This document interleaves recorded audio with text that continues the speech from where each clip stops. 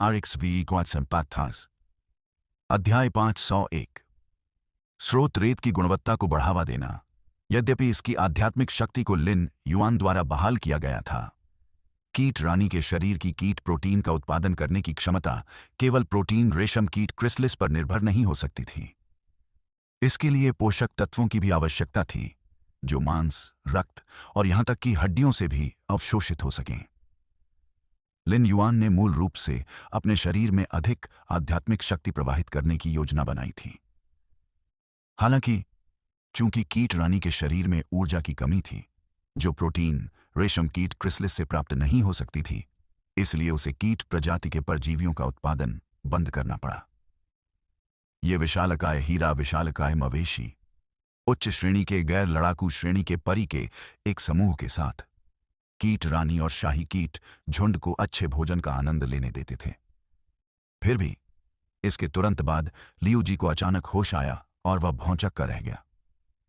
पहले भेजे गए 400 सरलीकृत हरिकेन ओवलेट मॉथ्स के आधार पर ऐसा प्रतीत हुआ कि आने वाले दुश्मन सबसे कमजोर परी थे जिन्हें उन्होंने कभी देखा था। जब ऐसा कोई शत्रु सामने आता था तो केवल एक ही संभावना थी कि वह समय रोकने का प्रयास करता। दूसरा पक्ष इन रसद कर्मियों को लड़ने के लिए भेज देता था, जो कि भाग्य को ललचाने के समान था। ऐसा व्यवहार दुश्मन के मौत तक लड़ने के दृढ़ संकल्प को प्रदर्शित करने के लिए पर्याप्त था। लिन युआन ने देखा कि लियू जी की अभिव्यक्ति अभी भी बदल रही थी और जल्दी से पूछा, बड़े भाई लियू, स्थिति कैसी है?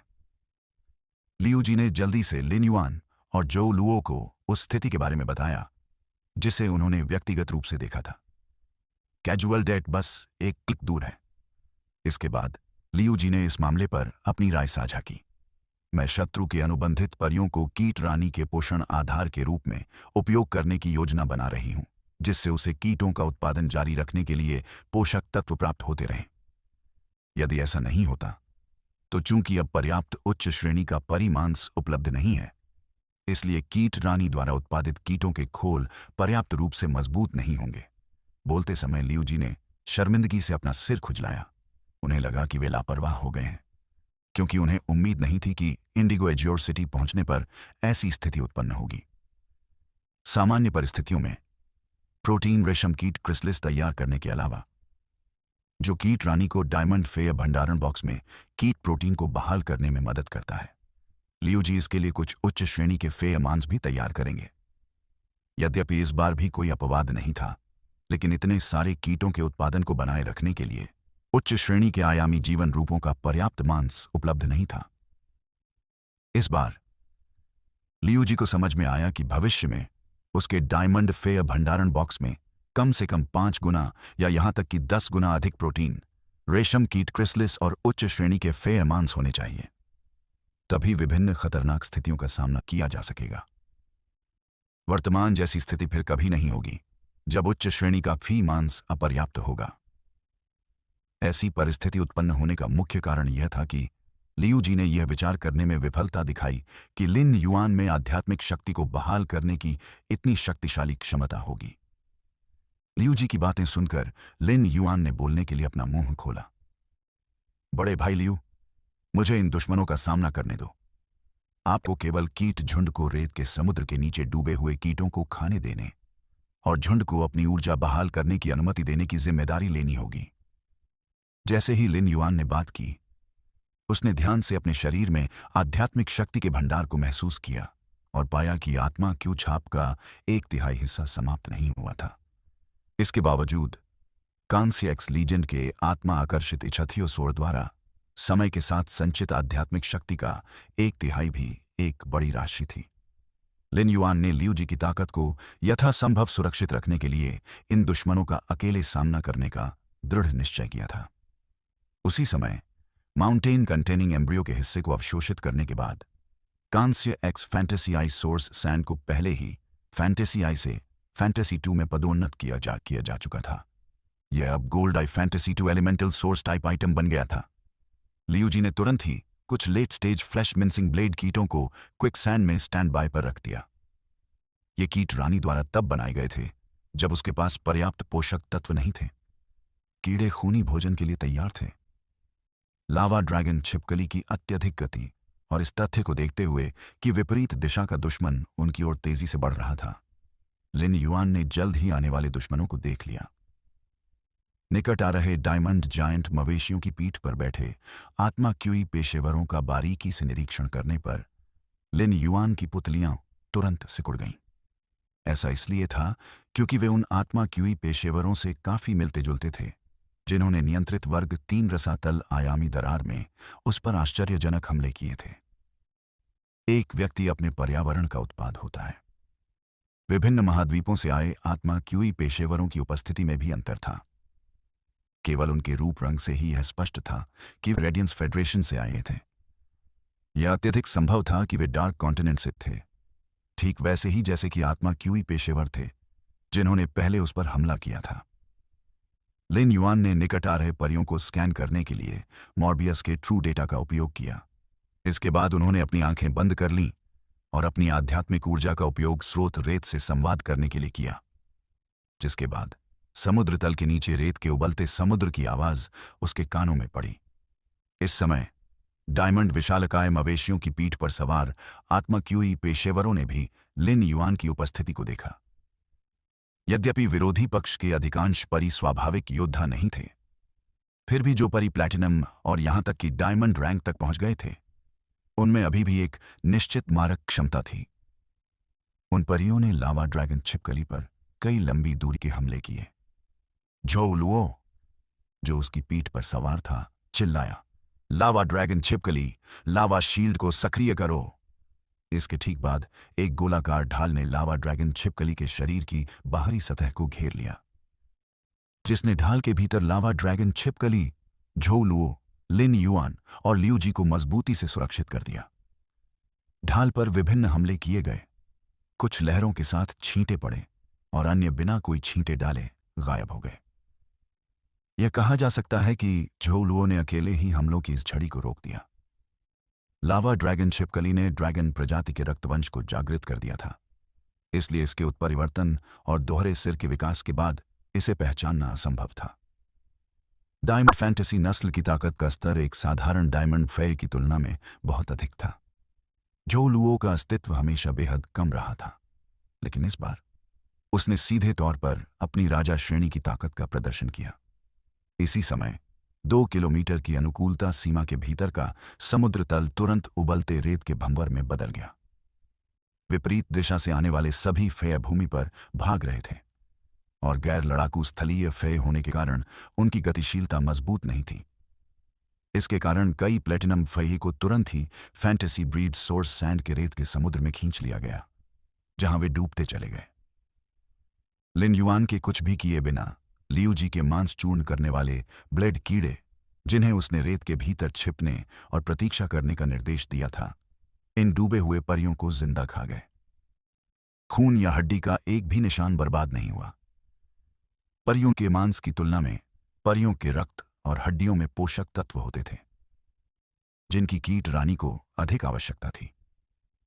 इस प्रकार वे कुछ हीरा विशालकाय मवेशी रेत के समुद्र में हिंसक रूप से संघर्ष कर रहे थे। जब किसी परी की गतिशीलता काफी मजबूत होती थी, तो वह अपनी इच्छानुसार दौड़ सकता था, यहां तक कि उथल पुथल मचाने वाली रेत में भी। बात बस इतनी थी कि विशालकाय मवेशी बहुत भारी थे, इसलिए वे केवल यह सुनिश्चित कर सकते थे कि संघर्ष के दौरान उनका सिर रेत के नीचे न धंस जाए। इस बीच उनकी पीठ का एक छोटा सा हिस्सा छोड़कर उनका पूरा शरीर रेत में डूब गया। फिर भी चाहे लिन युआन ने विशालकाय मवेशियों को स्रोत रेत से कितना भी नीचे की ओर खींचा हो, वे अभी भी अपनी ताकत का उपयोग करके दलदली रेत में आगे बढ़ सकते थे। अंतर केवल इतना था कि विशालकाय मवेशी की गति वास्तव में उतनी ही धीमी थी जितनी एक बूढ़ी गाय गाड़ी खींचती है। स्थिति को देखते हुए लिन युआन ने तुरंत ही सोर्स सैंड को बजरी आत्मा स्वीकृति के अपने विशेष कौशल का उपयोग करने दिया, जो कि डायमंड जायंट कैटल को मारने के लिए platinum I elite heart penetrating iron line की लड़ाकू शक्ति के बराबर था। हालांकि उसी क्षण लिन युआन को कुछ हद तक असहाय रूप से एहसास हुआ कि भले ही स्रोत रेत की बजरी आत्मा स्वीकृति विशालकाय मवेशी के शरीर में प्रवेश कर सके, लेकिन यह केवल यह केवल आधा मीटर मांस में ही प्रवेश कर पाएगी। यह 15 मीटर लंबे विशालकाय मवेशी को घातक रूप से घायल करने के लिए पर्याप्त नहीं था। इतने प्रयास के बाद लिन युआन को अंततः गर्मियों में मच्छर की कड़वाहट समझ में आ गई। घने बाल या रूखी त्वचा वाले कुछ लोग भूखे मच्छर के लिए दुस्वप्न के समान थे।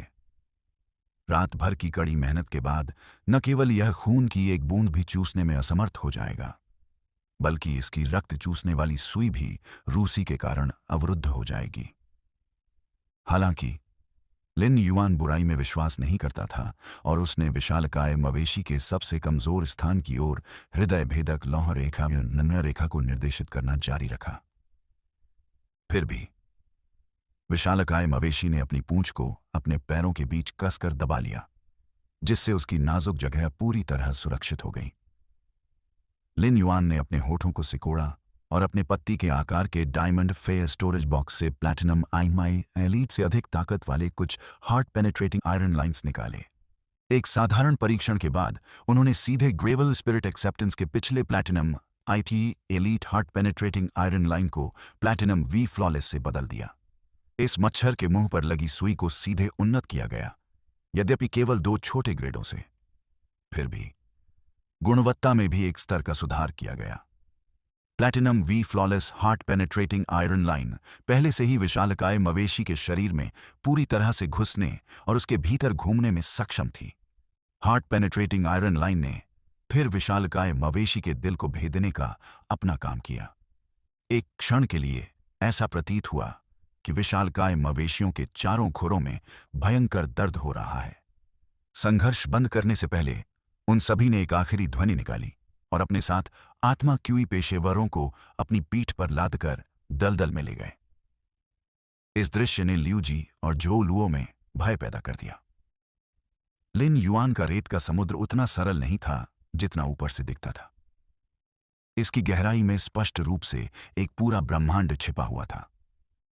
ऐसा लग रहा था मानो अंधेरे में एक राक्षस छिपा बैठा है, जिसके हाथ में दरांती है और जो किसी भी समय रेत के समुद्र में मौजूद जीवों को काटने के लिए तैयार है। झो लुओ और लियूजी ने अभी अभी देखा था कि कैसे लिन युआन ने विदेशी कीट हार्ट पेनेट्रेटिंग आयरन लाइन को रेत के समुद्र में फेंक दिया था। संभवतः रेत के गहरे समुद्र के नीचे का दानव उस मृत हृदय भेदक आयरन लाइन से संबंधित था, जिसे लिन युआन ने रेत में फेंक दिया था। केवल दोनों के बीच विशिष्ट संबंध अज्ञात रह गया। इसके तुरंत बाद झो लुओ और लियूजी ने लिन युआन को अपने फे स्टोरेज बॉक्स से बड़ी मात्रा में कांस्य फेरोमैंगनीज और 1 cubic metre day and night spirit silver निकालते हुए देखा। लिन युआन ने इन दोनों आध्यात्मिक सामग्रियों को स्रोत रेत द्वारा निर्मित दलदली भंवर में फेंक दिया। चूंकि सोर्स सैंड को फैंटेसी आई से फैंटेसी आईडी में अपग्रेड किया गया था, इसलिए इसके समर्पित कौशल भी मजबूत हो गए थे। बजरी आत्मा स्वीकृति के अलावा मजबूत परी को स्वीकार करने में सक्षम होने के अलावा धातु उपभोग अभिव्यक्ति अब अधिक धातु को भी खा सकती है। परिवर्तन के दौरान स्रोत रेत ने जो आकार ग्रहण किया वह भी अधिक परिष्कृत हो गया। यह जानना जरूरी था कि स्रोत रेत ने पर्वत युक्त भ्रूण का केवल आधा हिस्सा ही अवशोषित किया था। स्रोत रेत का शेष आधा हिस्सा अभी भी मोटी पृथ्वी तत्वीय शंख द्वारा उत्पादित पृथ्वी तत्वीय मोती को पकड़े हुए था, जो एक बूढ़े आदमी की तरह मोती को सहला रहा था। पहले अवशोषित किए गए पर्वत युक्त भ्रूण की क्षमता में परिवर्तन के बाद स्रोत रेत पहले की तुलना में 3 अधिक परतों के साथ क्लोज गार्ड रेत का उत्पादन भी कर सकती थी। लिन युआन के लिए क्लोज गार्ड सैंड में वृद्धि एक बार फिर से अपनी रक्षा क्षमताओं में सुधार करने के बराबर थी।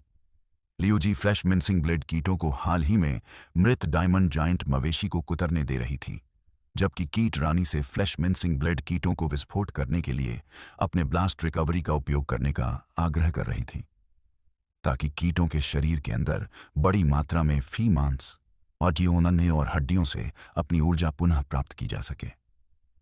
रेत का उफनता समुद्र पादों की एक श्रृंखला के समान था, जिसमें से लगातार फुफकारने की आवाजें निकल रही थीं। इससे पहले लिन युआन ने हमेशा यह माना था कि उसके द्वारा अनुबंधित लाल कांटा उसके द्वारा पैदा किए गए बच्चे रामेट्स और रामेट्स के लिए अच्छा नहीं था। फिर भी यह देखकर कि लियू जी की कीट रानी अब अपने कीटों का उपयोग कैसे कर रही थी, लिन युआन को लगा कि रेड थॉर्न वास्तव में एक गर्म और प्यारा पौधा था। बेशक सबसे महत्वपूर्ण बात यह थी कि रेड थॉर्न ने अपने द्वारा पैदा किए गए बच्चों के साथ कितनी कोमलता से व्यवहार किया। वास्तव में जब लिन युआन ने इस बार क्विकसैंड का बड़े पैमाने पर हमला किया तो उसने अपने शरीर में आध्यात्मिक शक्ति को ज्यादा खत्म नहीं किया। समुद्र तल में पहले से ही बड़ी मात्रा में बजरी का निर्माण हो चुका था। यह बड़े पैमाने पर क्विकसैंड काफी हद तक एक मौलिक स्रोत प्रकार की वस्तु के रूप में स्रोत रेत का सहज व्यवहार था। आध्यात्मिक शक्ति का वास्तविक उपभोग तब हुआ जब उसने सोर्स सैंड को अपने विशिष्ट कौशल का उपयोग करके हार्ट पेनेट्रेटिंग आयरन लाइन को डायमंड जायंट मवेशियों में घुसाकर उन्हें मारने दिया। थोड़ी ही देर में लावा ड्रैगन छिपकली के पैरों के पास रेत का एक छोटा सा भंवर दिखाई दिया। कई स्वर्णिम डिस्क सीधे भंवर से बाहर निकली। लिन युआन की आंखें चमक उठीं और वह लावा ड्रैगन छिपकली की पीठ से नीचे कूद गया। उन्होंने इन 30 स्वर्ण डिस्कों को उठाया और एक एक करके उनका निरीक्षण किया। इसके बाद उसे एहसास हुआ कि ये स्वर्ण डिस्क पूरी तरह से उन डिस्कों के समान थीं जो उसने पहले प्राप्त की थीं। एकमात्र अंतर यह था कि प्रत्येक डिस्क के भीतर छेद के आकार में थोड़ी सी विसंगति थी। लिन युआन की भौहें खुशी से ऊपर उठ गईं। इन स्वर्ण डिस्क को प्राप्त करने के बाद उसे जो खुशी महसूस हुई वह कुछ कीमती आध्यात्मिक सामग्री प्राप्त करने के बाद महसूस की गई खुशी से कहीं अधिक थी। जैसे जैसे उसके स्पिरिट लॉक स्थानिक क्षेत्र में स्पिरिट क्यूई उपभोक्ताओं की संख्या बढ़ती गई वैसे वैसे स्वर्ण डिस्कों के भीतर मूल रूप से संग्रहित ऊर्जा अयस्कों का भी अधिक से अधिक तेजी से उपभोग होने लगा। विशेष रूप से तब जब कुल 7 कांस्य लीजेंड एलिमेंटल शेलफिश लगातार एलिमेंटल मोती का उत्पादन कर रहे थे, आत्मा क्यूई की खपत तेजी से बढ़ गई थी। इसलिए लिन युआन को थोड़े थोड़े समय अंतराल पर स्वर्ण डिस्क में ऊर्जा अयस्कों को फिर से भरने की आवश्यकता थी। अब जब 30 स्वर्ण डिस्कें हाथ में थीं तो यह कोई समस्या नहीं रही। लिन युआन की छोटी मोटी परेशानियां अंततः कम हो गईं। भले ही मॉर्बियस का स्पिरिट लॉक स्थानिक क्षेत्र विकसित हो गया या बहुत सारे स्पिरिट क्यूई उपभोक्ता शामिल हो गए, लिन युआन इसे पूरी तरह से संभाल सकता था। साथ ही वह यह सोचने से खुद को रोक नहीं सका कि जब दुश्मन द्वारा भेजे गए आत्मघाती दस्ते के पास स्वर्ण डिस्क थीं तो अन्य लोगों के पास भी होनी चाहिए। जैसे ही लिन युआन इन सुनहरे डिस्कों पर विचार कर रहा था, दूर से एक हिंसक स्थानिक उतार चढ़ाव आया। लिन युआन, लियू जी और जो लुओ के चेहरे के भाव उसी क्षण बदल गए। जिस समस्या के उत्पन्न होने की उन्हें चिंता थी वह अब सचमुच सामने आ गई थी। यह तथ्य कि वे इतनी दूर से इतने तीव्र स्थानिक उतार चढ़ाव को महसूस कर सकते थे, यह सिद्ध करता है कि विकसित हो रही वर्ग 3 की जलीय दुनिया की स्थानिक दरार किसी भी कारण से अब वर्ग 4 तक पहुंच चुकी थी। यहां तक कि इसे कक्षा 5 तक पदोन्नत भी कर दिया गया था। वर्तमान स्थिति इतनी गंभीर थी कि आयामी हब से स्रोत प्रकार की वस्तुओं को पुनः प्राप्त करने के लिए समय के विरुद्ध दौड़ना आवश्यक था। एक सामान्य आयामी दरार को विकसित होने में लगभग 12 घंटे लेकिन 12 घंटे लगते हैं। इसलिए लिन युआन, लियू जी और जो लुओ के पास अभी भी योजना बनाने और तैयारी करने का समय था। हालांकि अब बाहरी कारकों से प्रभावित होकर आयामी दरार अचानक एक छलांग आगे विकास से गुजर रही थी। इसके अलावा तीव्र स्थानिक उतार चढ़ाव अभी भी बहुत दूर से आ रहे थे। इसका मतलब यह था कि वर्ग 4 से वर्ग 5 तक आयामी दरार का विकास अब किसी भी समय पूरा हो सकता है। लिन युआन जानता था कि भले ही वह और अन्य लोग आयामी दरार में फंस गए हों, रक्तबीज, अंतहीन ग्रीष्म और सुनो की मां निश्चित रूप से इसका एहसास करेगी और उच्च सतर्कता पर रहेगी। फिर भी चाहे कितनी भी तैयारी क्यों न कर ली गई हो, यदि श्रेणी 5 आयामी दरार वास्तव में इंडिगो एज्योर सिटी के इतने निकट तटीय समुद्र में खुल गई तो पूरा शहर समुद्र तल पर खंडहर में तब्दील हो जाएगा। जैसे ही लिन युआन और लियू जी के चेहरे पर भाव बढ़ने लगे, झो लुओ ने अपना सिर उठाया और दूर तक देखने लगा। फिर उसने अपना सिर पीछे घुमाया और लियू जी को देखा, फिर लिन युआन पर गहरी नजर डाली। झो लुओ की भौहों के बीच का हल्का सा दृढ़ निश्चय अब और गहरा हो गया, मानो वह उस समय अपने दिल में लिए गए निर्णय को और मजबूत कर रहा हो। लिन युआन ने गहरी सांस ली और तब तक नहीं रुका जब तक उसके युआन ने अपनी सारी सांस फिर से बाहर निकाल दी और अपने दिल नहीं, एक नौकर के रूप में जो लुओ को लिन युआन के आदेशों का पालन करना था ताकि उसे नया जीवन देकर उसकी दयालुता का बदला चुकाया जा सके। शायद यह केवल लिन युआन और लियू जी की आंखों में चमकती दृढ़ रोशनी की दृष्टि के कारण हुआ था। लियू जी ने कुछ नहीं कहा। उसका ध्यान समुद्र तल के नीचे रेत में मौजूद कीटों के झुंड को जल्दी से नियंत्रित करने पर था। ताकि वे अपनी पूरी ताकत से मृत डायमंड जायंट मवेशी को खा सकें। लियू जी को पता था कि आगे एक कठिन लड़ाई लड़ी जाएगी। इस संकट में कीट रानी के शरीर में समाप्त हो चुकी ऊर्जा को पुनः प्राप्त करना भी एक बड़ी विलासिता मानी जाती थी। लियू जी ने अपना सिर उठाया और कहा, इन डायमंड जायंट मवेशियों को पूरी तरह से खाने में कुछ समय लगेगा। मैंने रेत के समुद्र के नीचे फेये को खाने के लिए लगभग 500 मांस खनिज ब्लेड कीड़े यहां छोड़े हैं। यह सुनकर लिन युआन ने स्रोत रेत की बड़ी मात्रा में पीली रेत को समुद्र तल के नीचे छिपाना बंद कर दिया। लिन युआन ने अपनी आध्यात्मिक शक्ति को स्रोत रेत में प्रवाहित नहीं किया। यह केवल इसलिए था क्योंकि स्रोत रेत ने उसके निर्देशों को महसूस किया था कि उसने रेत और बजरी के पूरे महासागर को अपने आप ही बहा दिया। चारों ओर देखने पर पता चला कि आसपास का वातावरण तुरंत ही बजरी से बनी दुनिया में बदल गया था। इससे पहले कि झोउ लुओ और लियू जी अपना आश्चर्य व्यक्त कर पाते, सभी ने एक बार फिर लावा ड्रैगन छिपकली पर सवार हो गए।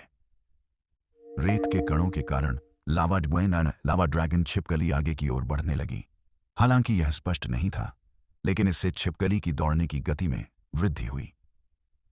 उसी समय इंडिगो एज्योर सिटी के नजदीक तटीय समुद्र में विकसित हो रहे आयामी दरार के बाहर चांद के रंग के लंबे वस्त्र पहने एक महिला खून से रंगी चांदनी में नहा रही थी। उसके चेहरे पर हत्या की मंशा और चिंता बराबर रूप से लिखी हुई थी। उसके शरीर का भव्य रूप बिना किसी छुपे उजागर हो रहा था। यह महिला चंद्र महारानी थी, जो 1 घंटे पहले ही यहां पहुंची थी। घनी चांदनी ने चंद्र महारानी के पीछे एक भारी पर्दा डाल दिया था। इस पर्दे के नीचे केवल चंद्र महारानी, रहस्यमयी चंद्रमा और आयामी दरार का अवरुद्ध प्रवेश द्वार था। इसके बाहर mother of bloodbath, endless summer और लिसन नामक गाने प्रदर्शित थे। तीनों के शरीर भी गहरी चांदनी में लिपटे हुए थे, जिससे उनकी आकृतियां अस्पष्ट हो रही थीं। उनके पीछे अनगिनत विशेषज्ञ खड़े थे, जो चंद्र महारानी के आगमन की खबर सुनकर इंडिगो एज्योर सिटी के भीतरी और निकटवर्ती क्षेत्रों से आए थे। इनमें से अधिकांश विशेषज्ञ सृजन विशेषज्ञ थे। फिर भी उनमें से अधिकतर लोग अपने शरीर को झुकाए खड़े थे और उनकी आंखें केवल जमीन की ओर ही देख रही थीं। ऐसा लग रहा था मानो उनकी नजरें उठाना भी उनके अतिक्रमण माना जाएगा। उनमें 2 गार्ड दूत भी थे, तो mother of bloodbath, endless summer और लिसन से 5 स्थान पीछे थे। चांदनी के पर्दे के पीछे मिस्टिक मून ने चंद्र महारानी की अभिव्यक्ति को देखा और अधिक गहराई से समझा कि लिन युआन का उसके दिल में कितना वजन था। कई वर्षों तक जब वह चंद्र महारानी का अनुसरण करता रहा, उसने शायद ही कभी उसके चेहरे पर ऐसी चिंता देखी हो। इसके अलावा यह चिंता कई घंटों से उसके चेहरे पर छाई हुई थी। रहस्यमयी चंद्रमा ने अपना सिर नीचे किया और चंद्र महारानी की बाहों में चमकदार लाल ईथरियल जेलीफिश पर नजर डाली। फिर उसने उसके पैरों के पास बैठे छोटे खरगोश पर एक और नजर डाली, जो ऐसा लग रहा था जैसे वह अपमानित हो गया हो। उसके कान लटक रहे थे और उसमें ऊर्जा की कमी थी। तब रहस्यवादी चंद्रमा को समझ में आया कि चंद्र महारानी के हृदय में चिंता की सीमा उतनी सरल नहीं थी जितनी उनके चेहरे पर प्रकट हो रही थी। हालांकि इस समय चंद्र महारानी के चंद्रदूतों में से एक के रूप में मिस्टिक मून के पास अभी भी ध्यान देने के लिए मामले थे। अचानक उसे कुछ याद आया और उसने चंद्र महारानी से धीरे से पूछा, चंद्र महारानी, शीत चंद्रमा की ओर से क्या आप? इससे पहले कि वह बोलना समाप्त करता, चंद्र महारानी उसकी बातें समझ चुकी थीं। उसने अपनी भौहें उठाईं और 3 सेकंड तक सोचने के बाद जवाब दिया, हां। स्वाभाविक रूप से चंद्र महारानी जानती थीं कि जब मिस्टिक मून ने कोल्ड मून का उल्लेख किया था तो वह वास्तव में चूसी का उल्लेख कर रहे थे। चंद्र महारानी लिन युआन और चूसी के बीच भाई बहन के रिश्ते के बारे में बहुत स्पष्ट थीं। इस समय यह कहा जा सकता था कि लिन युआन जीवन मरण की स्थिति में था। खुद को चूसी की जगह रखते हुए चंद्र महारानी ने महसूस किया कि चूसी को लिन युआन की दुर्दशा के बारे में बताना होगा। आखिरकार लिन युआन की मालकिन होने के नाते अगर वह इस मामले के बारे में नहीं जानती तो वह इसे अस्वीकार्य मानती। जब दुनिया के तौर तरीकों की बात आती है तो कम कहने के बजाय ज्यादा कहना बेहतर होता है। सच्चे पारिवारिक रिश्तों के सामने ये चालाकी भरे और धूर्त तरीके झूठ और पाखंड की तरह लगते हैं। चूसी के अलावा कोल्ड मून, जो कि चंद्रमा दूतों में से एक है, को भी वहां खड़ा होना चाहिए था, रेडियंट मून पैलेस के युवा भगवान की वापसी का इंतजार करते हुए। उसकी वापसी। सचमुच बहुत छोटा रहस्यवादी चंद्रमा मुड़ा और चांदनी के पर्दे के पीछे से बाहर चला गया, यह सोचते हुए कि वह ठंडे चंद्रमा को स्थिति के बारे में कैसे बताए। बुरी खबर सुनाना सचमुच चिंताजनक था। उसके बाहर निकलते ही रक्तबीज की माता समृद्ध चांदनी में लिपटी खड़ी तुरंत आगे आई और आग्रहपूर्वक पूछा, लिन युआन। इससे पहले कि वह अपनी बात पूरी कर पाता, रहस्यवादी चंद्रमा ने उस पर नजरें उठाईं और कहा, आपने पथ रक्षक के रूप में अपना कर्तव्य पूरा नहीं किया और चंद्रमा महारानी के विश्वास को धोखा दिया। मिस्टिक मून के शब्दों ने ब्लडब्लैथ की मां के मकड़ी के हृदय को चाकू की तरह छेद दिया। शुरू में तो उसके चेहरे पर चिंता साफ झलक रही थी, लेकिन मिस्टिक मून के शब्द सुनकर रक्तबीज की माता का चेहरा पीला पड़ गया। उसकी प्रतिक्रिया को अनदेखा करते हुए मिस्टिक मून ने रक्तबीज की मां के पास से गुजरते हुए कहा, तुमने लिन युआन के विश्वास को भी धोखा दिया। यदि उसके पिछले शब्द चाकू थे तो अब उसने जो कहा वह एक हथौड़ा था जो रक्तपात की माता के हृदय पर बार बार प्रहार कर रहा था। अंतहीन ग्रीष्म ने रक्तबीज की मां को पकड़ने और उसे थोड़ी ताकत देने के लिए तुरंत अपना हाथ बढ़ाया। मिस्टिक मून की बातें सुनकर एंडलेस समर का दिल ब्लडबैथ की मां की तरह हो गया। ब्लडबैथ की मां के प्रति उसकी सहानुभूति ऐसी थी। यद्यपि एंडलेस समर लिन युआन का पथ रक्षक नहीं था, फिर भी वह उसका रक्षक था और उसकी रक्षा करना उसका कर्तव्य था।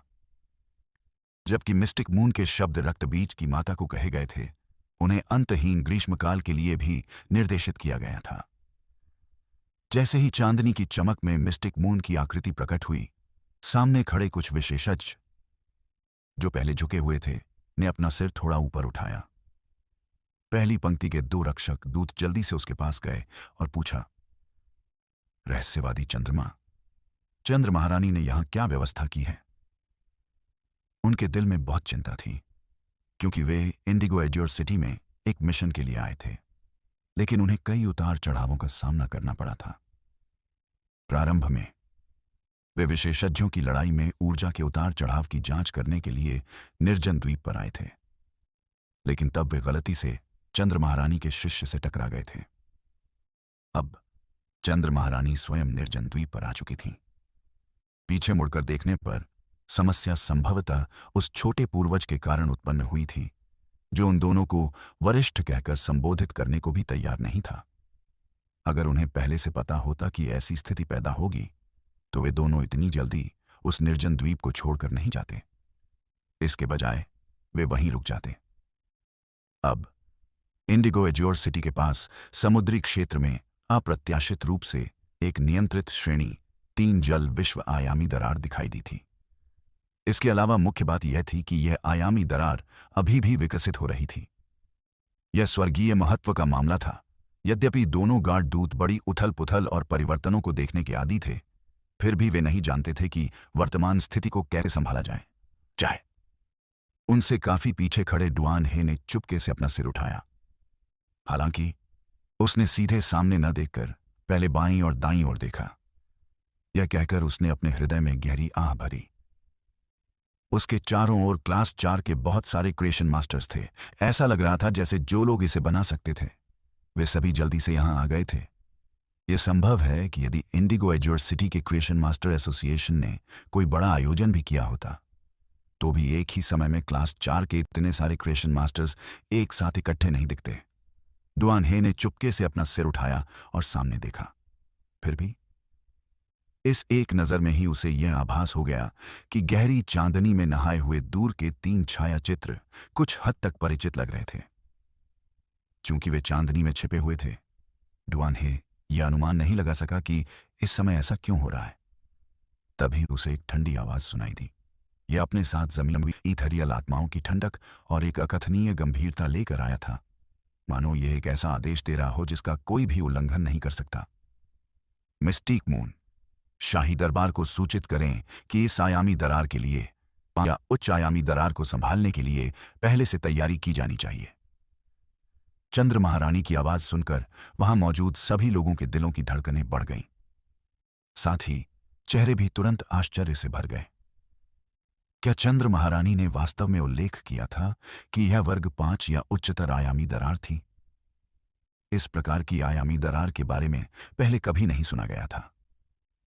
ठीक उसी समय माथे से टपकते ठंडे पसीने और दिल में चिंता के साथ दोनों रक्षक दूतों को यह उम्मीद नहीं थी कि चंद्र महारानी उनके नाम पुकारेंगी। आत्मिक रक्षकों के रक्षक दूतों, जाओ और मुख्य रक्षक रातलिंग ट्रमा से अनुरोध करो कि वह इसकी अध्यक्षता करें। लावा ड्रैगन छिपकली बिना रुके रेत के समुद्र में दौड़ती रही। 1 मिनट पहले लिन युआन को पहले ही आभास हो गया था कि कुछ अंतहीन बजरी के रेतीले समुद्र के ऊपर से उसकी और अन्य लोगों की ओर तेजी से बढ़ रहा था। लिन युआन ने लियू जी का सामना किया और गहरी आवाज में कहा, बड़े भाई लियू, बाद में लड़ाई में पीछे मत हटना, हम लड़ाई को जल्दी से जल्दी खत्म कर देंगे।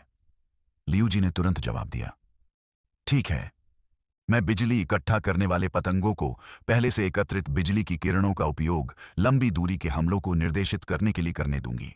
प्लाज्मा कैटरपिलर से प्लाज्मा ऊर्जा को अवशोषित मूलतः।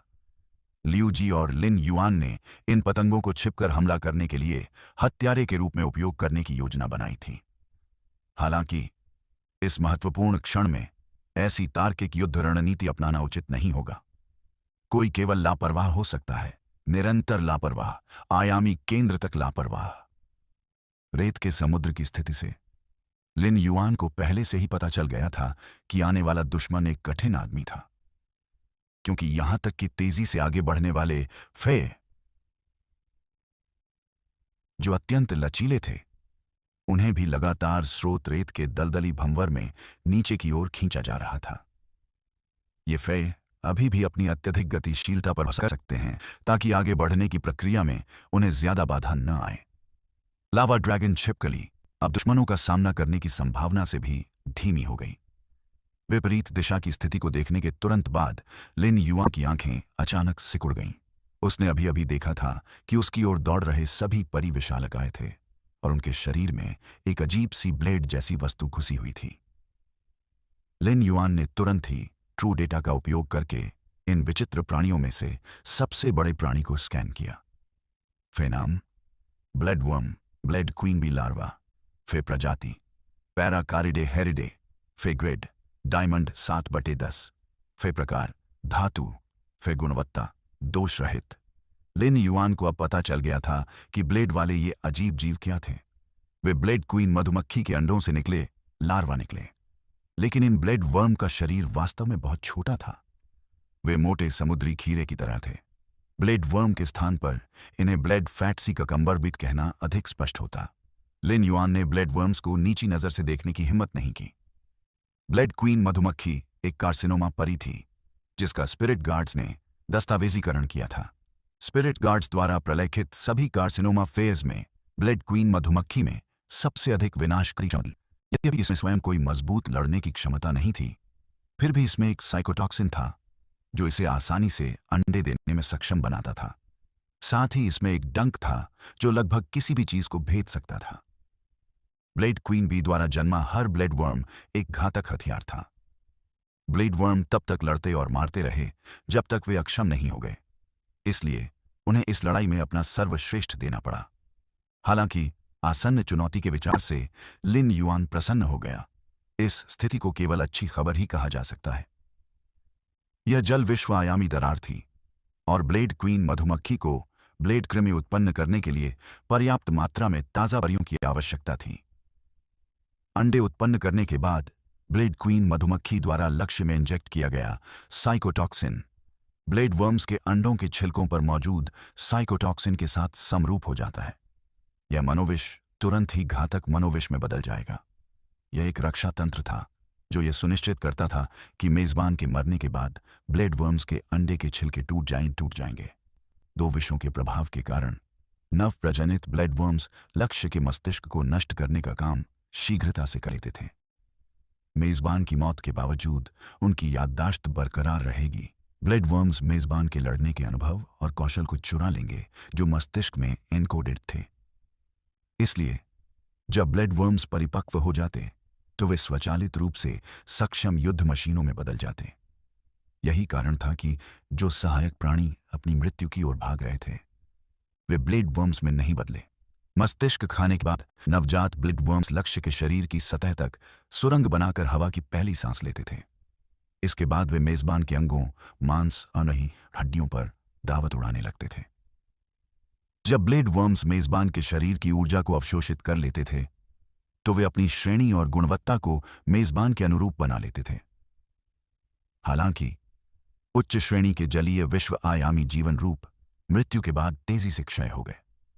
ब्लेड वर्म्स के पास खाने के लिए पर्याप्त समय नहीं था, इसलिए शुरुआत में बहुत ज्यादा ब्लेड वर्म्स नहीं थे। जब तक ऊर्जा का विश्वसनीय स्रोत उपलब्ध है, ब्लेड क्वीन मधुमक्खी लगभग 48 घंटे में कई अंडे दे देती हैं। भले ही ब्लेड क्वीन मधुमक्खी की उत्पादन दर धीमी थी, फिर भी यह सामान्य मधुमक्खियों की तुलना में कम से कम 10 या 100 गुना तेज होगी। ऐसा प्रतीत होता है कि ब्लेड क्वीन मधुमक्खी के अंडे उत्पन्न करने के लिए उस क्षेत्र में पर्याप्त सामग्रियां उपलब्ध नहीं थीं। अन्यथा लिन युआन की टीम निश्चित रूप से हार जाएगी। लिन युआन ने पहले ही ब्लेड वर्म्स की मात्रा और ग्रेड की जांच के लिए ट्रू डेटा का उपयोग किया था। जब उसका काम पूरा हो गया तो उसने जोर से चिल्लाकर कहा, 50 डायमंड ब्लेड वर्म्स और 47 platinum blade worms.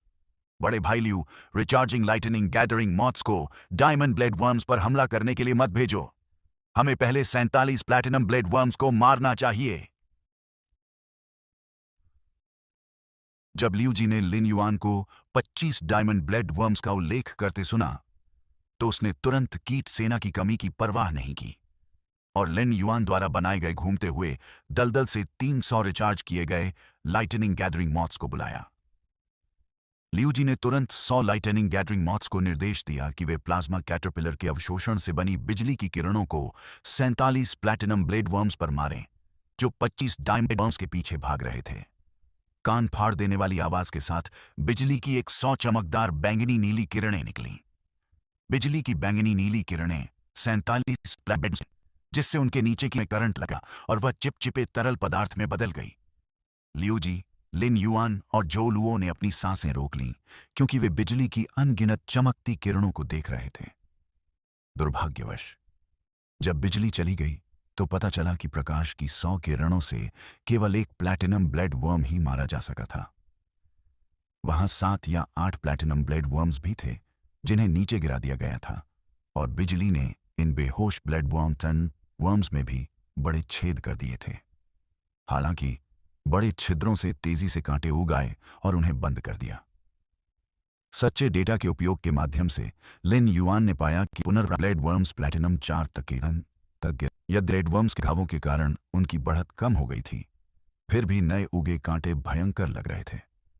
Liu Ji ने आगे देखा जहां ब्लेड वर्म्स अभी भी हमला कर रहे थे और कहा, मैं बैटल स्ट्रैटेजी 4 का उपयोग करने की योजना बना रहा हूं। हमला करते समय सावधान, मैं आपकी सहायता के लिए सोर्स सैंड का उपयोग करूंगा। लिन युआन ने स्रोत रेत के बजरी के समुद्र में आध्यात्मिक शक्ति का संचार किया और 150 शील्ड लेडी बग्स सुरंग बनाकर बनाए। 50 शील्ड लेडी बग्स ने एक समूह बनाया और 3 समूहों ने लावा ड्रैगन छिपकली के सामने को अवरुद्ध कर दिया। जो लुओ ने पहले समूह के प्रत्येक शील्ड लेडी बग पर लावा शील्ड लगाना शुरू कर दिया। लियू जी ने प्लैटिनम ब्लेड वर्म्स पर बिजली गिराने के लिए शेष 200 लाइटनिंग गैदरिंग मॉथ्स का उपयोग नहीं किया। इसके बजाय उसने 200 पुनः चार्ज हो चुके लाइटनिंग गैदरिंग मॉथ्स और 100 पहले से खर्च हो चुके मॉथ्स को शेष 46 प्लैटिनम ब्लेड वर्म्स की ओर बढ़ने के लिए भेज दिया। जब 200 पुनः चार्ज किए गए lightning gathering moths blade worms के पास पहुंचे तो उन्होंने अपने शरीर में बिजली छोड़ी। इससे पहले कि बिजली ब्लेड वर्म से संपर्क करती, लियू जी ने चिल्लाकर कहा, कीट रानी, ब्लास्ट रिकवरी का उपयोग करें। जब 46 ब्लेड वर्म्स पर हमला हुआ तो गड़गड़ाहट की एक गगनभेदी गड़गड़ाहट और विस्फोटित बिजली इकट्ठा करने वाले पतंगों की गर्जना गूंज उठी। लियू जी ने हमले में कोई कमी नहीं छोड़ी। उन्होंने आगे बढ़ते हुए 200 प्लाज्मा कैटरपिलर को भी आत्मविस्फोट के मलबे में शामिल होने का आदेश दिया। जब उनका काम पूरा हो गया तो लियू जी ने 40 प्लैटिनम ब्लेड वर्म्स के अस्तित्व के बारे में सोचना अपने दिमाग से निकाल दिया। उसने अपना ध्यान रेत से रेंगते हुए निकल रहे हजारों मांस चूर्ण करने वाले ब्लेड कीटों पर केंद्रित कर दिया, जो 25 डायमंड ब्लेड कीड़ों की ओर बढ़ रहे थे। लियू जी को पता था कि 47 प्लैटिनम ब्लेड वर्म्स की पुनर्योजी क्षमताओं के बावजूद उनके लिए पिछले हमले से बच पाना असंभव था। लिन युआन ने पहले से ही प्रत्येक मांस चूर्ण करने वाले ब्लेड कीट को बजरी की एक पतली परत से ढकने के लिए स्रोत रेत को सक्रिय कर दिया था। बजरी की पतली परत ने लिन युआन को बेहद टिकाऊ फेरोमैंगनीज बनाने में सक्षम बनाया। फेरोमैंगनीज की ताकत ने मांस खनिज ब्लेड कीटों की गति को कम कर दिया, लेकिन इसने लियू जी की युद्ध रणनीति 4 को प्रभावित नहीं किया। लियू जी की युद्ध रणनीति 4 पर व्यक्तिगत कीट प्रजातियों का कोई प्रभाव नहीं था, क्योंकि इसमें कीट रानी द्वारा उत्पादित प्रत्येक कीट प्रजाति को विस्फोटक संपार्श्विक स्टॉक के रूप में माना गया था। कला का प्रयोग विस्फोटकों का प्रयोग करके लड़ने का तरीका था। लियू जी बिल्कुल आतंकवादी जैसे लग रहे थे, लेकिन यह लड़ाई शैली वर्तमान स्थिति के लिए बिल्कुल उपयुक्त है। युद्ध के मैदान में सब कुछ क्षण भर में घटित हो गया। अब डायमंड ब्लेड वर्म्स की प्रगति को रोकने के लिए भी और सभी तरीकों का इस्तेमाल किया जाना चाहिए। यदि डायमंड ब्लेड देते तो लिन युआन और उनकी टीम अपनी जान गंवा देते और आयामी दरार के विकास को रोक पाना तो दूर की बात थी। मांस चूर्ण करने वाले ब्लेड कीटों के एक समूह ने जमीन से 25 डायमंड ब्लेड कीड़ों पर हमला किया। मांस चूर्ण करने वाले ब्लेड कीटों के बचे हुए हिस्से को लिन युआन द्वारा भूमिगत रूप से ले जाया गया। ये मांस चूर्ण करने वाले ब्लेड कीट, जिन्हें विस्फोटित किया जाना था, सीधे ब्लेड वर्म्स के नीचे पहुंचाए गए। लियू जी ने हरिकेन ओवलेट मॉथ्स को तूफान बुलाने का आदेश दिया ताकि तूफानी ताकत ब्लेड वर्म्स की ताकत को बाधित कर सके। तेज हवाओं के कारण रेत उड़ी। लिन युआन को तूफानी पतंगों पर नियंत्रण करने में मदद मिली। उड़ती रेत के बीच बड़ी संख्या में फेरोमैंगनीज चैन दिखाए। फेरोमैंगनीज श्रृंखला के ब्लेड वर्म्स की ओर बढ़े, जो उन्हें तुरंत टुकड़े टुकड़े कर देते। प्रचंड हवाओं के कारण 250 ब्लेड वर्म्स की गति पहले ही कम से कम 30% ही हो चुकी थी। अधिकांश कीट प्रजातियां अपनी स्थिति में थीं। लियू जी ने लावा ड्रैगन छिपकली के सामने 150 शील्ड लेडीबग्स पर नजर डाली और अब पेटी यास और अपने दांत पीस लिए। उन्होंने शील्ड लेडीबग्स को अपने कवच के नीचे पंख फैलाने और ब्लेड वर्म्स की ओर उड़ने का आदेश दिया। चोलुओ, जो ढालों का रखरखाव कर रहा था, चिल्लाया, लावा ड्रैगन छिपकली, एलिमेंटल रिलीज का उपयोग करें। लावा से ढके शील्ड लेडीबग्स एक क्षण में ऊर्जा से भर गए तथा उनकी ढालें प्रचंड आग से जलने लगीं। हरिकेन ओवलेट मॉथ्स ने तूफान पैदा करना बंद कर दिया और इसके बजाय हवा से ब्लेड वर्म्स की ओर नीचे गिर पड़े। ऊपर और नीचे से सभी दिशाओं में विस्फोट हुए। ऊर्जा की एक लहर कीट रानी के शरीर में पुनः निर्देशित की गई और उसका शरीर, जो एक कीट आधार में परिवर्तित हो गया था, ऊर्जा के एक चमकदार हरे बाहरी आवरण से भर गया। जब कीट रानी की ऊर्जा क्षमता अधिकतम हो गई तो वह ऐसी दिखी। इस बिंदु पर लियू जी और लिन युआन द्वारा बनाई गई कीट सेना लगभग पूरी तरह से खत्म हो चुकी थी। लिन युआन के एक्सट्रीम टोकन के अलावा सभी ने बिना कुछ रोके अपनी सारी शक्ति का उपयोग कर लिया था। लिन युआन ने अचानक लावा ड्रैगन छिपकली द्वारा इस्तेमाल किए गए विशेष कौशल के प्रभावों के बारे में सोचा। विशेष कौशल एलिमेंटल रिलीज ने लावा ड्रैगन छिपकली को अपने नए सिर से अग्नि तत्व ऊर्जा जारी करने की अनुमति दी। यह विस्फोटों के नुकसान को काफी हद तक बढ़ा सकता है।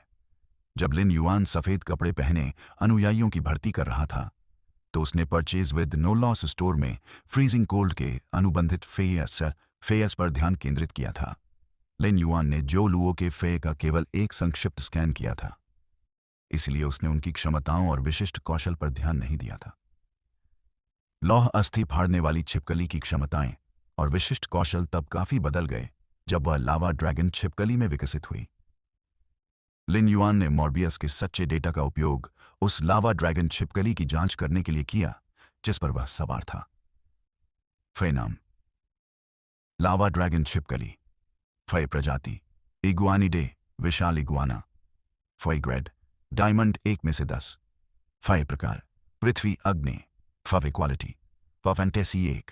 क्षमताएं, सिर पर छिपकली का शक्तिशाली प्रहार सिर को मजबूत बनाता है और प्रहार करने के लिए शरीर की सारी शक्ति को सिर पर केंद्रित करता है। शील्ड टेलपैरी, पूंछ की त्वचा को मजबूत करके उसे ढाल में बदल देता है। हमलों को रोकने के लिए उपयोग किया जाता है। छिपकली की दहाड़, छिपकली की त्वचा तक रक्त पहुंचाने और उसकी रक्षात्मक क्षमता बढ़ाने के लिए शरीर के रक्त परिसंचरण को बढ़ाने के लिए हिनहिनाहट का उपयोग किया जाता है। मोटी ढाल, किसी चुने हुए लक्ष्य पर मोटी ढाल की दोहरी परत लगाएं। ढाल की तैरती हुई दोहरी परत आने वाले नुकसान को धीमा कर सकती है। लावा स्ट्रंग शील्ड, शरीर की पृथ्वी तत्वीय और अग्नि तत्वीय ऊर्जा को लावा में संयोजित करें और कई लक्ष्यों पर लावा युक्त ढाल की एक परत स्थापित करें। शील्ड रीजनरेशन, शरीर की ऊर्जा का उपयोग करके टूटी हुई ढालों को ठीक किया जाता है। जब तक शरीर में ऊर्जा है और ढाल पर अग्नि तत्वों द्वारा हमला नहीं किया जाता है तब तक ढाल तुरंत ठीक हो जाएगी। विशिष्ट कौशल, अटूट लौह हड्डियां। हमला होने से पहले रक्षात्मक क्षमता बढ़ाई जाती है, फिर लड़ने की क्षमता का उपयोग तब तक किया जाता है जब तक कि जीवन समाप्त न हो जाए। तत्वीय विमोचन, शरीर की तात्विक ऊर्जा किसी भी ढाल की सतह पर मुक्त की जाती है ताकि ढाल के जन्मजात तात्विक गुणों में वृद्धि हो सके। देखने के बाद यदि लिन युआन लावा ड्रैगन छिपकली का मूल्यांकन करने जा रहा था तो वह इसे औसत ही मानेगा। इसकी रक्षात्मक क्षमता शिजू के साइलेंट थंडर आर्मर्ड क्रोकोडाइल की तरह बहुमुखी और व्यापक नहीं थी। इसके अलावा सामान्य, महाकाव्य और कांस्य ग्रेड क्षमताएं लावा ड्रैगन छिपकली पर विशेष रूप से प्रभावी होंगी, जो रक्षा प्रकार के परी के रूप में लावा ड्रैगन छिपकली की क्षमताओं को बहुत कम कर देती हैं।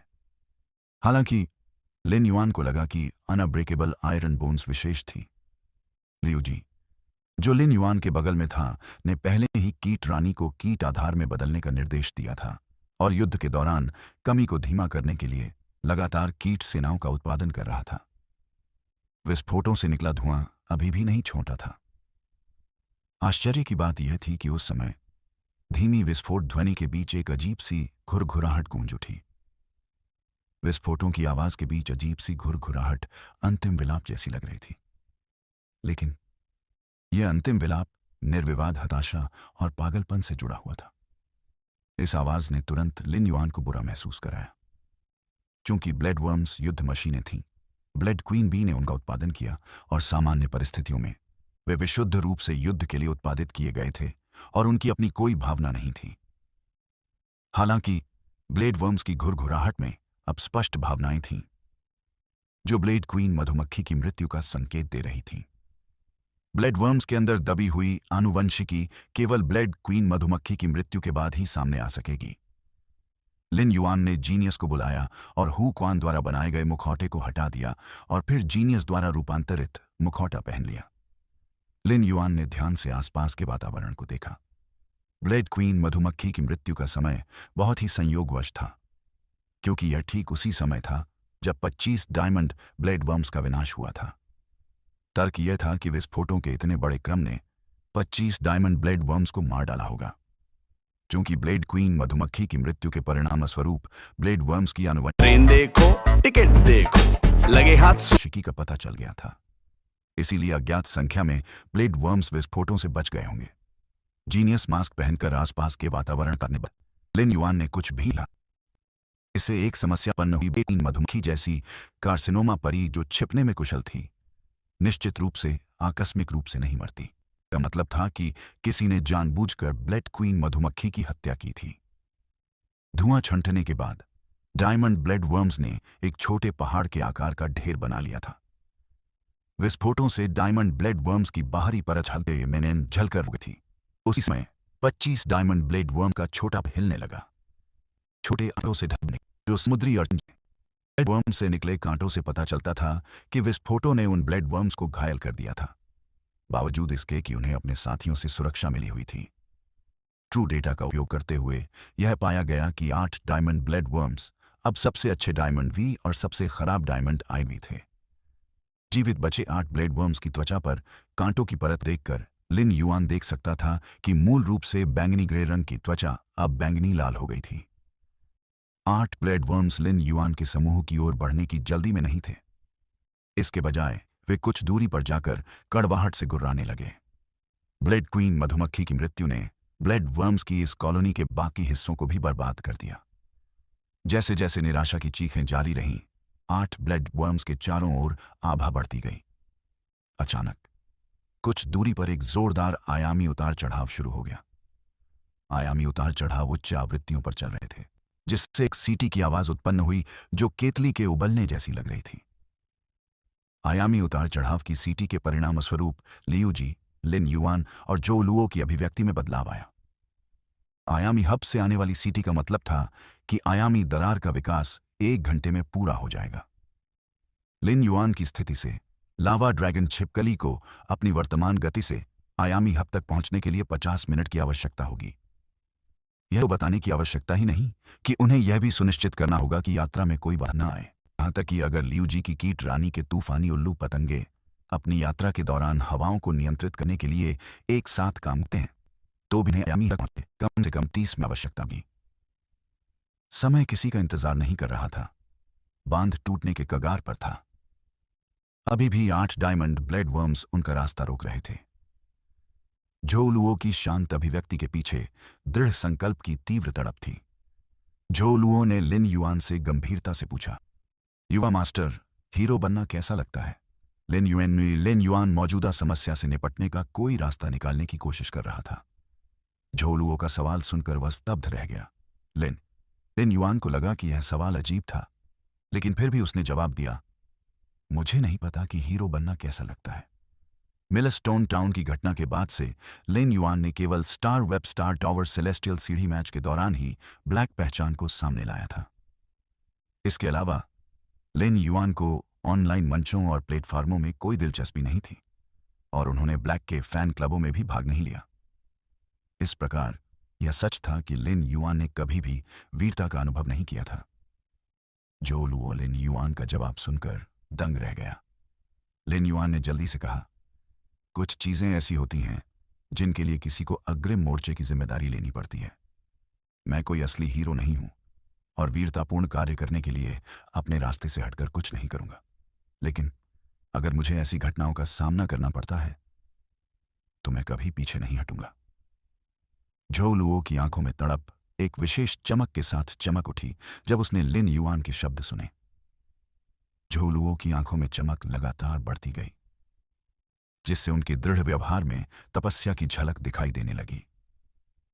लिन युआन युद्ध की तैयारी कर रहा था जब झो लुओ बोला, युवा मास्टर, आप दोनों को आयामी केंद्र की ओर बढ़ना चाहिए।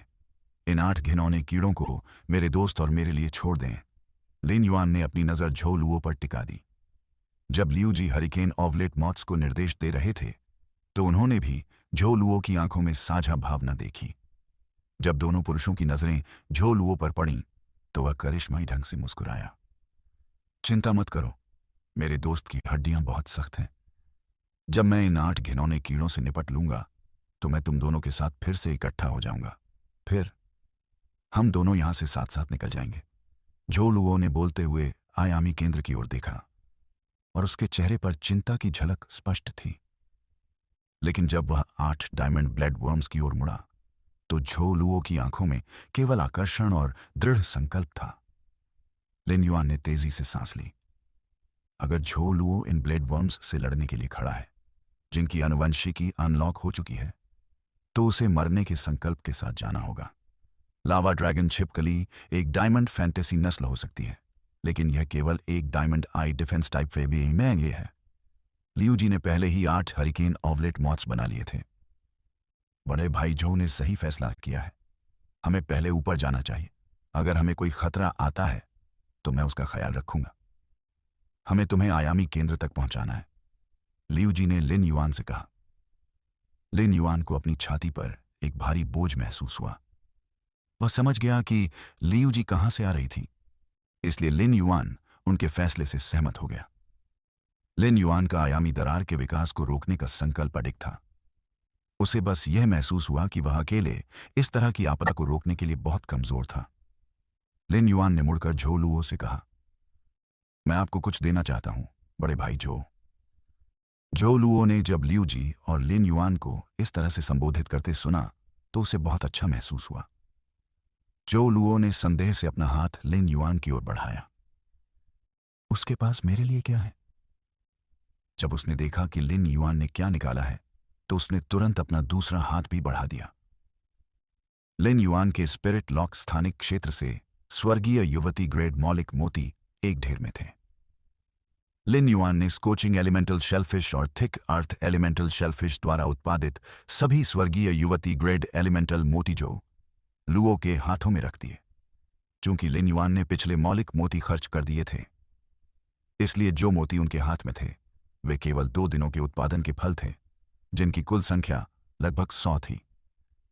ज्यादातर तत्व मोती पृथ्वी प्रकार के थे। अग्नि तत्व मोती ट्विन रेड पैगोडा के बचे हुए थे और उनकी संख्या बहुत कम थी। जो लुओ की लावा ड्रैगन छिपकली एक अग्नि और पृथ्वी प्रकार की परी थी। इसका विशेष कौशल एलिमेंटल रिलीज ढालों को मौलिक शक्ति से भर सकता था। ये स्वर्गीय युवती श्रेणी के मौलिक मोती लावा ड्रैगन छिपकली के विशिष्ट कौशल को प्रभावी रूप से पूरक कर सकते हैं।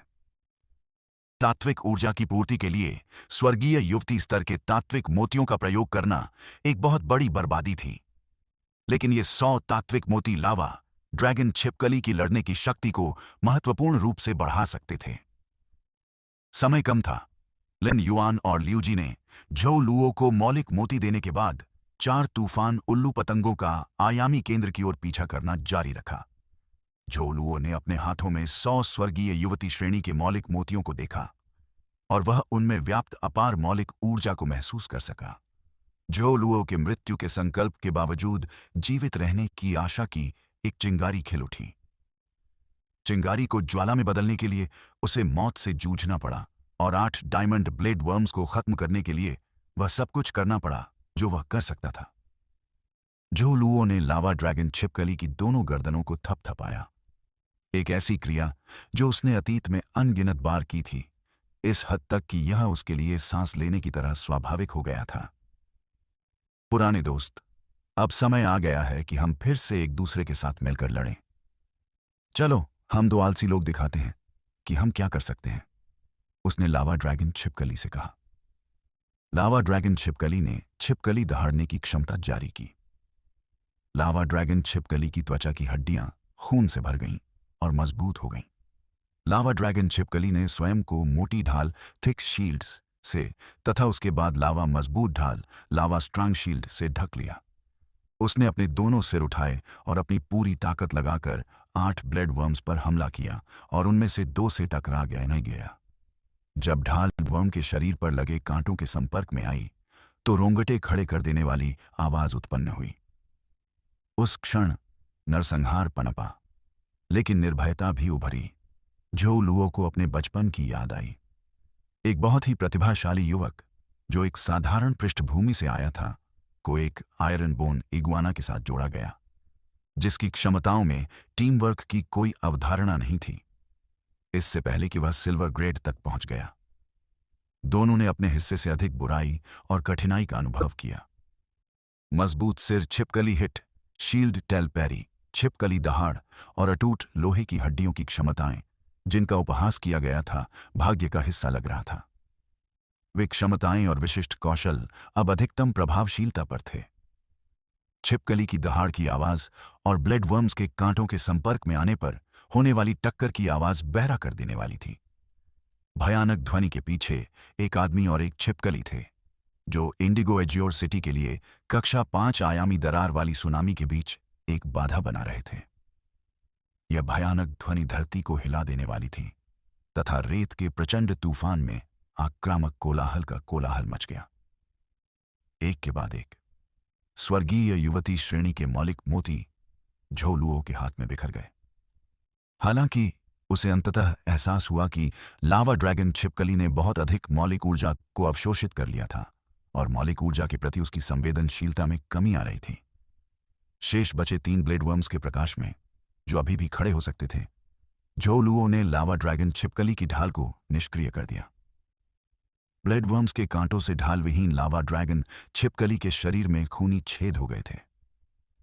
लावा ड्रैगन छिपकली खून के ढेर की तरह लग रही थी, यहां तक कि झोउ लुओ के पैर पर भी कई बार वार किया गया था। झोउ लुओ ने अपनी आध्यात्मिक शक्ति का अंतिम अंश लावा ड्रैगन छिपकली में डाल दिया। अपनी क्षीण हो चुकी आध्यात्मिक ऊर्जा के बावजूद यह 7 फुट लंबा व्यक्ति एकदम सही मुद्रा में खड़ा था तथा उसका गौरव स्पष्ट झलक रहा था। टक्कर की आवाज और त्वचा में कांटों के चुभने की आवाज तब तक जारी रही जब तक कि आखिरी डायमंड ब्लेड वर्म जमीन पर गिर नहीं गया और उसमें केवल छटपटाने लायक ताकत बची थी। 10 मीटर लंबी लावा ड्रैगन छिपकली जमीन पर गिर गई और झोउ लुओ उसके बगल में गिर गया।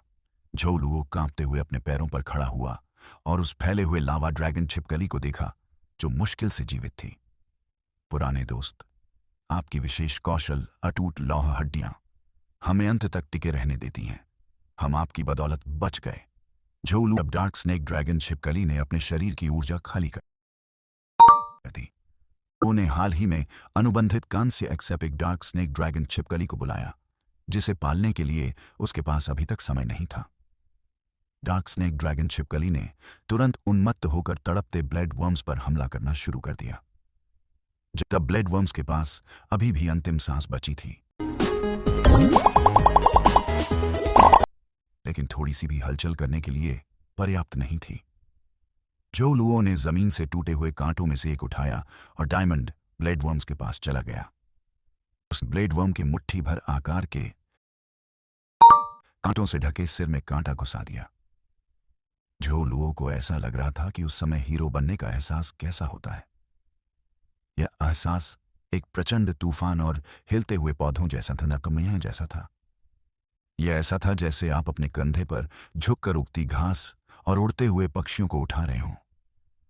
यह अनुभूति अत्यंत हर्ष की थी तथा इससे उनमें अपने लक्ष्य को प्राप्त करने की प्रखर अनुभूति भर गई। झोउ लुओ ने अपना सिर उठाया, दूर तक देखा और उस दिशा में अपनी पूरी ताकत से चिल्लाया, लिन युआन, लियू जी, अब सब कुछ तुम पर निर्भर करता है। यह चिल्लाने के बाद झोउ लुओ लावा ड्रैगन छिपकली की ओर लड़खड़ाता हुआ चला गया। उसने अभी अभी आध्यात्मिक सामग्री से बने कुछ मरहम को फी भंडारण बॉक्स से बाहर निकाला था और उसे लावा ड्रैगन छिपकली के शरीर पर रगड़ने की तैयारी कर रहा था। हालांकि उस समय जैसे ही उनका तनाव कम हुआ, पैर के घाव से अत्यधिक रक्त की हानि के कारण उन्हें तुरंत चक्कर आने लगा। अचानक चक्कर आने से झोउ लुओ की दृष्टि धुंधली हो गई। वह लावा ड्रैगन छिपकली के पास गिर पड़ा और गहरी नींद में सो गया। लिन युआन 4 तूफानी उल्लू पतंगों द्वारा उठाए गए आयामी हब की ओर बढ़े। एक ओर वह अब झोउ लुओ की हालत को लेकर चिंतित था, दूसरी ओर उनकी यात्रा अप्रत्याशित रूप से शांत रही। सोर्स सैंड की बजरी लंबे समय से आयामी हब के स्थान पर बिछाई गई थी। लिन युआन ने लगातार स्रोत से समुद्र तल के नीचे रेत के कणों का उत्पादन करने का आग्रह किया, जिसके लिए आयामी हब को केंद्र के रूप में उपयोग किया गया। अब इन रेत कणों ने आयामी हब के चारों ओर 3 किलोमीटर की संगतता सीमा को पूरी तरह से कवर कर लिया। सोर्स सैंड समुद्र तल की सतह पर होने वाले छोटे कंपनों के प्रति संवेदनशील नहीं था, लेकिन यह हिंसक कंपनों को आसानी से पहचान सकता था। लिन युआन को इस अनुकूलता सीमा के भीतर किसी भी गंभीर कंपन के बारे में स्रोत रेत द्वारा सूचित नहीं किया गया था। ऐसा प्रतीत होता था कि आयामी हब के आसपास ब्लेड वर्म जैसे कोई विशालकाय जीव नहीं घूम रहे थे। तूफान उल्लू पतंगे लिन युआन और लियू जी को करीब 5 मिनट तक उड़ान में ले गए। लिन युआन ने तुरंत अपने पैरों के नीचे कई मजबूत किले देखे। स्पष्टतः अतीत में लोग वहां लंबे समय तक रहते रहे थे। अपनी आंखों के सामने गढ़ों को देखते हुए लियू जी ने गहरी आवाज में लिन युआन से कहा, यह स्थान आयामी केंद्र के बहुत करीब है। क्या हमें यहां से उतरकर पैदल ही वहां जाना चाहिए, या फिर तूफानी उल्लू पतंगों को हमें वहां ले जाने देना चाहिए? लियू जी ने सतर्कता के साथ जमीन पर स्थित गड्ढों पर नजर रखी। यद्यपि वे ऊपर से अभी भी मृत्यु के समान प्रतीत हो रहे थे, लियू जी अभी भी यह पुष्टि करने में असमर्थ थे कि क्या उनके भीतर कोई आत्मा क्यूई पेशेवर शेष थे। यदि ऐसा होता तो क्या वह और लिन युआन हवा में दो स्पष्ट गतिशील लक्ष्य नहीं बन जाते? जैसे जैसे वे आयामी केंद्र के निकट पहुंचे, लिन युआन को पता नहीं था कि ऐसा क्यों हो रहा है, लेकिन उसे बढ़ती हुई तात्कालिकता का एहसास हुआ। यहां आयामी उतार चढ़ाव वास्तव में बहुत गंभीर थे। अगर उन्होंने आयामी दरार के विकास को तुरंत नहीं रोका तो लिन युआन को चैन नहीं मिल पाएगा। अपने सामने आयामी हब को देखते हुए लिन युआन लियू जी की ओर मुड़ा और कहा, बड़े भाई लियू, चलो सीधे इसमें भागते हैं। लिन युआन का जवाब प्राप्त करने के बाद लियू जी ने तुरंत कीट रानी को 4 शील्ड लेडीबग बनाने का आदेश दिया। शील्ड लेडीबग्स के तैयार होने के बाद उन्होंने अपनी पीठ पर मौजूद खोलों को खोला और कवच के नीचे अपने पंख फड़फड़ाए। 4 रक्षकों की तरह वे जमीन से चारों दिशाओं से आने वाले हमलों का विरोध करने के लिए अपने शरीर को ढाल के रूप में इस्तेमाल करने के लिए तैयार थे। हालांकि शील्ड लेडीबग्स स्पष्ट रूप से हवा में हरिकेन ऑलेट मॉथ्स का सामना करने में असमर्थ थे। इस प्रकार लियू जी ने कीट रानी को लेडीबग्स पर झुंड उन्माद के अपने विशेष कौशल का उपयोग करने दिया। अपनी जीवन शक्ति को कम करने की कीमत पर शील्ड लेडीबग्स अब हरिकेन ऑलेट मॉथ्स की गति के साथ तालमेल बनाए रख सकते थे। उनके हालिया निर्णय लेने से बहुत पहले ही लिन युआन उनके पैरों के नीचे के गड्ढों से निपटने के लिए एक समाधान लेकर आ चुका था। सोर्स सैंड अकेले प्लैटिनम ब्लेड वर्म्स से लड़ने में सक्षम नहीं था। हालांकि अगर किसी को घरों को गिराना हो तो सोर्स सैंड निश्चित रूप से पहला नाम होगा जो दिमाग में आएगा। लिन युआन के आदेशों का पालन करते हुए उनके नीचे की 3 किलोमीटर भूमि अशांत पीली रेत की दुनिया में बदल गई, जिसने समुद्र तल पर बने गढ़ों को तुरंत निगल लिया। निगलने की प्रक्रिया के दौरान गढ़ भी रेत के कणों से कुचल गए और रेत के समुद्र का हिस्सा बन गए। लियू जी की पलकें तेजी से चमक उठीं जब उसने अपने सामने यह दृश्य देखा। वह डायमंड अर्थ टर्निंग विशालकाय हाथियों के बारे में सोचने से खुद को रोक नहीं सका, जिन्हें वैन यू ने हवेली की जमीन को समतल करने की कोशिश करते समय पाया था। पृथ्वी को घुमाने वाले विशालकाय हाथियों ने भूमि को घुमाया था तो दृश्य उतना शानदार नहीं था जितना के नीचे समुद्र की रेत का था। यह कोई आश्चर्य की बात नहीं है कि लिन युआन के पास इतने सारे संसाधन थे। केवल रेत खरीद कर ही एक दिन में अच्छी खासी कमाई की जा सकती है। लिन युआन को एहसास हुआ कि जिस सोर्स सैंड से उसने अनुबंध किया था उसके पास या तो खजाना खोजने का कौशल था या वह पैसे का दीवाना था। जिस स्थान पर गढ़ खड़ा था उस भूमि के टुकड़े को निगलने के बाद स्रोत रेत ने बहुत सारी आपूर्ति भी ढूंढ ली। इन आपूर्तियों में कई स्वर्ण डिस्क भी थीं जिनकी लिन युआन को विशेष रूप से आवश्यकता थी। स्रोत रेत की प्रतिक्रिया के आधार पर रेत के समुद्र ने किसी भी जीवित प्राणी को नहीं निगला था। इसके अलावा वे सभी सुनहरी डिस्कें एक साथ रखी हुई थीं। यह सचमुच बुरा था। हालांकि इस समय लिन युआन ने इसके बारे में बहुत अधिक नहीं सोचा, क्योंकि विकसित आयामी दरार का आयामी केंद्र जल्दी से उसकी दृष्टि रेखा में दिखाई दिया। यह अभी भी लिन युआन द्वारा आयामी हब देखने का पहला अवसर माना जाता है। किसी कारण से लिन युआन को दूर से आयामी केंद्र परिचित लगा। चाहे वह इसे कैसे भी देखे, यह उसके अपने स्पिरिट लॉक स्थानिक क्षेत्र के अंदरूनी हिस्से जैसा ही था। मॉर्बियस के पास और उन पर पत्थर के कटोरे थे जो उसके स्पिरिट क्यू कंडेंसेशन के बाद दिखाई दिए थे।